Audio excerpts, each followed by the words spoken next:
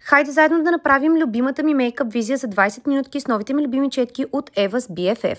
Стартирам с четка светла, с която нанасям коректора на горния клепач, на долния и оформям пространството под вежите, след което с най-мекия бюти блендър на света разнасям хубаво коректора. По-голямата част от четките в комплектът на Eva са от естествен косъм, което, повярвайте ми, води грима ви на друго ниво. Нанасям бронзираща основа и фондютен заедно на лицето. Обичам да ги смесвам, защото не държа на голямата покривност.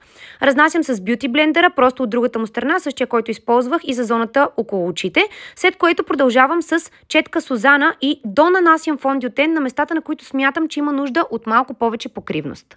Супер сладурско е, че четките носят имена на най-добрите приятелки на основателката на бранда и че са български имена. Продължаваме с четка Светослава, с която фиксирам чрез пудра около очната зона, след което взимам от същата пудра и я примесвам с по-тъмна такава, за да фиксираме с четка Елис цялото лице и това, което сме направили до момента.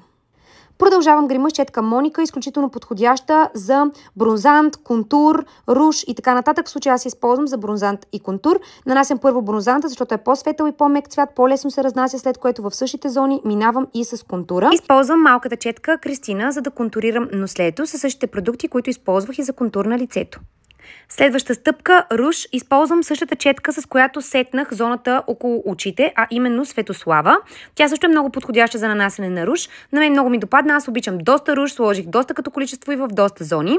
Продължавам с тази мъничка четка Диана, която използвам за нанасене на хайлайтер на цялото лице. Избирам по-мъничка четка, за да не се разнася твърде много блясъка. С остра четка Елена хайлайтвам върха на нослето, началото на очите, пространството под веждите.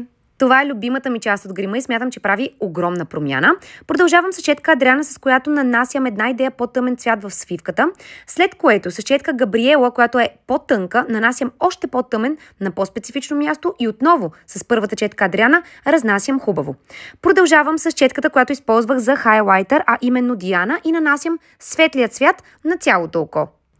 С четка Теди лесно и прецизно, без моливи, без очни линии, само с сенки, правя една страхотна, леко опушена очна линия, която продължавам и от долната част на окото. Почиствам хубаво около очите след сенките с четка Сузана, след което във водната линия на окото нанасям бял молив. Друга много любима моя стъпка от грима ми. Озарява много погледа, отваря много окото и дава този стил Barbie Eyes. Слагам лека блестяща очна линия, която е почти незабележима, след което продължавам с спиралата. Аз не съм фен на изкуствените мигли. Малко молив за устни, който хубаво разнасям с четка Диляна, за да може да има хубава преливка преди да поставя червилото.